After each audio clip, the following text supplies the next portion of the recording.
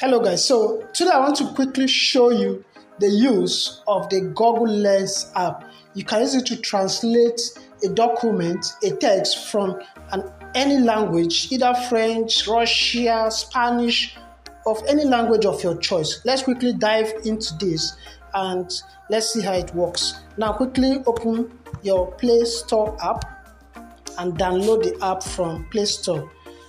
Now search and type Google Lens. Now I already installed this app in my phone, so I won't be needing to install it again. I'll quickly click on open.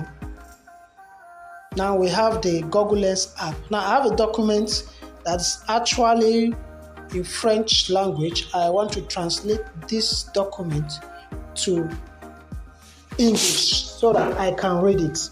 Now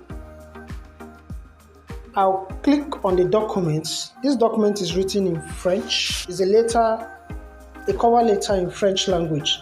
Now, my Google Lens has been able to translate this from a French language to English for me. Now, you can still zoom this to actually have a better view of it.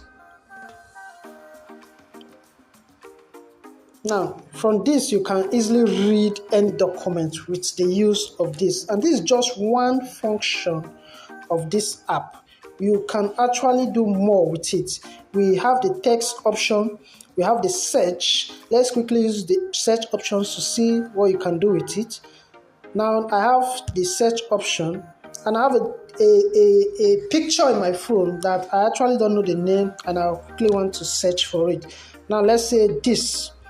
Now with the lens, it will quickly search for it. Now as you can see, it has brought out, I have the image, but I don't know the name of I don't know the name of this image.